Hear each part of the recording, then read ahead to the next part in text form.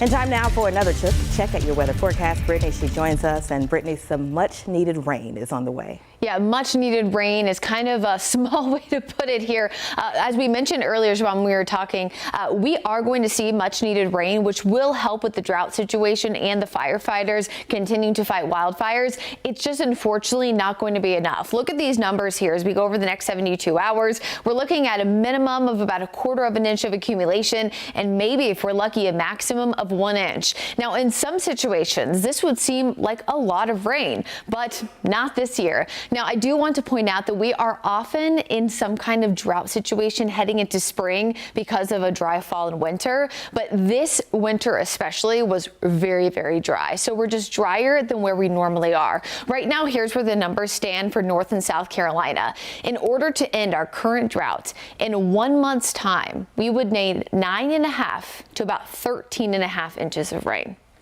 Those are big numbers. That's over 1 foot.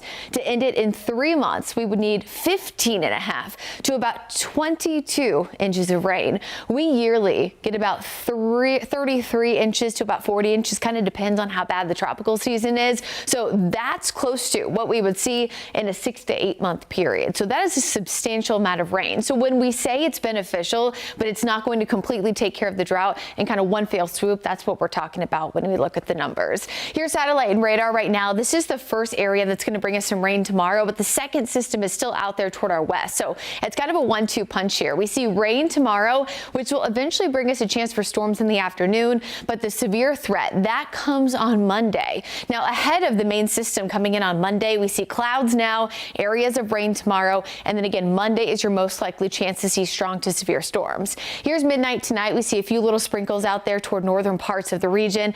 By the afternoon tomorrow, this is where we're going to start to see some storms. About 4 p.m. to 8 p.m. is probably your best chance to see storms tomorrow. Again, we'll have some gusty winds here, but the severe threat, that is saved mostly for Monday, at least here in the Carolinas. We'll see some activity earlier Monday than probably what we'll see tomorrow, but the main system still is expected to push through Monday afternoon across the Charlotte metro.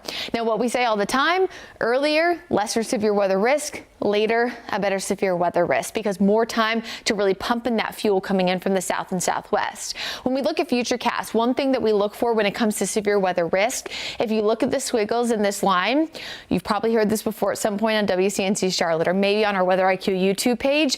These little squiggles, that's what we oftentimes look for when it comes to QLCS thunderstorms, which are the quick spin-ups that are often rain-wrapped and can cause an isolated tornado risk. Right now, our entire area is under a medium risk for Monday. This will be Monday 8 a.m. until Tuesday 8 a.m. Now, will that entire time bring us a severe weather risk?